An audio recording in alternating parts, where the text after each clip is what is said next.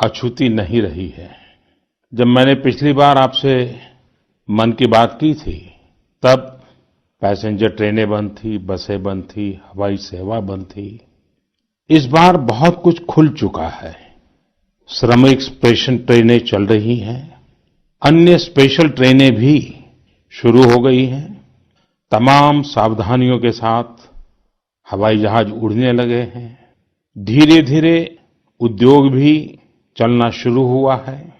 यानी अर्थव्यवस्था का एक बड़ा हिस्सा अब चल पड़ा है, खुल गया है। ऐसे में हमें और ज्यादा सतर्क रहने की आवश्यकता है।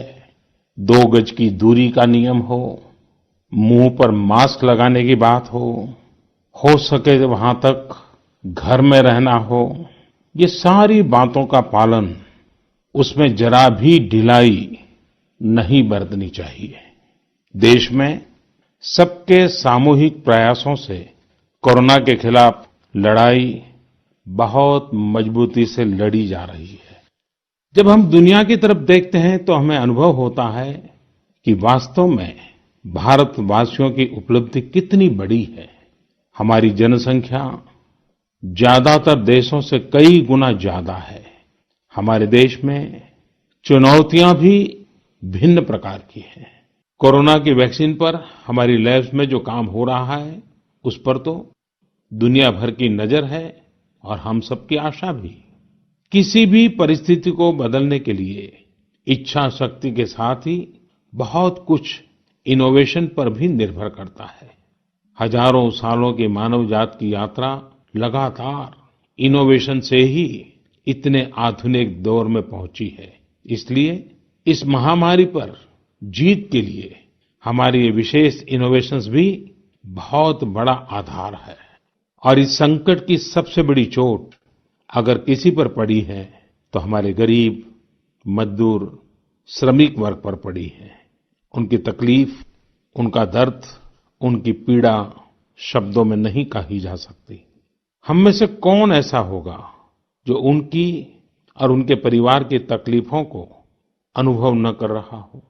हम सब मिलकर इस तकलीफ को, इस पीड़ा को बांटने का प्रयास कर रहे हैं। पूरा देश प्रयास कर रहा है। हमारे रेलवे के साथी दिन रात लगे हुए हैं। केंद्र हो, राज्य हो, स्थानीय स्वराज की संस्थाएं हो, हर कोई दिन रात मेहनत कर रहे हैं।